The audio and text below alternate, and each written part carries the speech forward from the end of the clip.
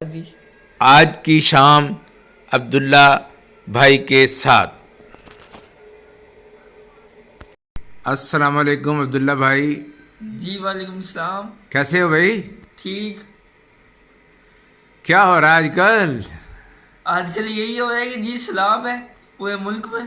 ہاں خیر آپ شروع کر لیں جی بلوچستان سے۔ ہاں وہ تو ہو گیا، بس آپ انٹرویو جیسے ہو رہا ہے جو میں ٹو دی پوائنٹ کروں نا، سیلاب ہے۔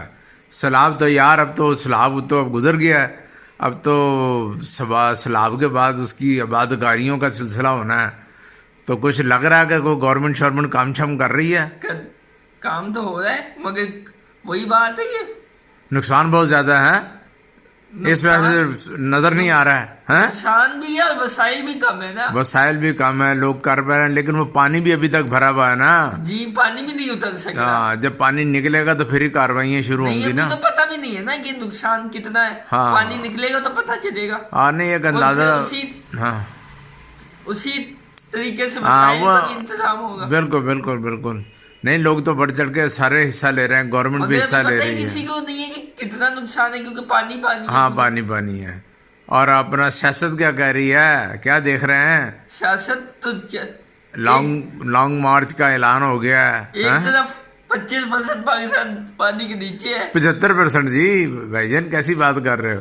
75% جو ہے نا وہ پانی پانی ہے، اور 25% رہ گیا، جو رہ گیا اس میں سیاست ہو رہی ہے۔ اور ایک طرف 27 کلومیٹر پہ حکومت ہے، اور باقی پورے پاکستان پہ حکومت ہے۔ تو پھر بڑا آنے والے دنوں میں آپ کیا دیکھ رہے ہیں؟ کوئی مگر دیکھیں نا، ہاں وفاق جو ہے طاقتور ہے۔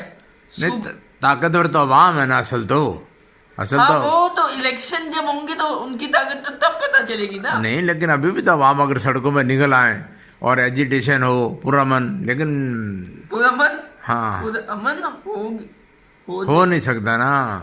جب سڑک پہ نکلیں گے تو پھر ہوگا ہنگامہ، حکومت بھی جب روکے گی تو پھر بھی کوئی مسئلے مسائل تو پیدا ہوں گے نا۔ اگر پرامن رہے تو پھر کائے کا روکنا؟ پھر تو آپ پرامن رہتے نہیں نا، جب گیدرنگ بہت بڑی ہو جائے پھر پرامن رہنا مشکل ہو جاتا ہے نا یار۔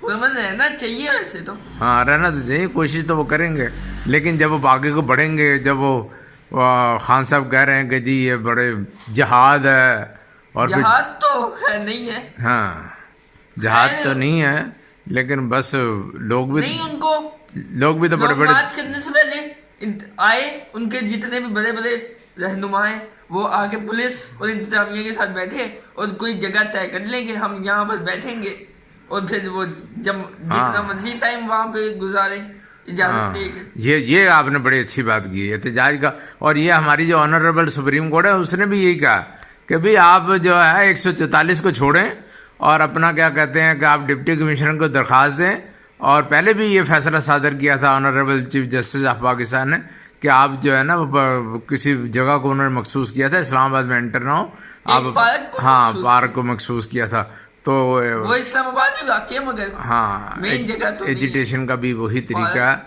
اور اپنا کیا کہتے ہیں مگر ریڈ زون میں داخلے کی تو ریڈ زون میں داخلہ کی اجازت نہیں ہونی چاہیے۔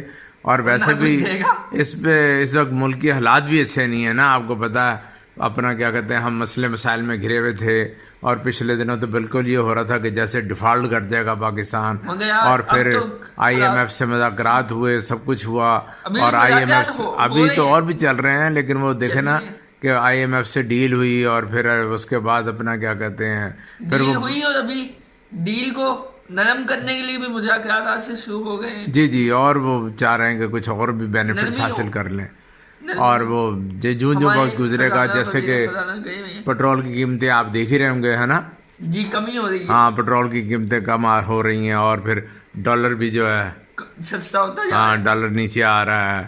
تو اللہ کرے، اب آج یہ بھی میں نے خبر دیکھی ہے کہ کچھ بجلی کے بل بھی جی کہ ہاں کیا ہے وہ خبر ہے کہ وہ بجلی کے بل اس مہینے کوئی ریلیف ملے گا، اور ایک جیسا ریٹ سب کے لیے طے کیا ہے۔ آج میں نے اچھا کسی جگہ یہ بھی پتا ہے کہ کابینہ نے ایک جیسے ریٹ کی منظوری دی ہے۔ اچھا کوئی ایسی بھی خبر ہے؟ اب اللہ کرے کہ ریٹ مقرر اللہ کرے کہ ہمارے جو حکمران ہیں وہ عمر فاروق کے نقش قدم پر چلیں۔ مثالیں تو دیتے ہیں، ہاں اب دیکھتے ہیں عمل کتنا ہے۔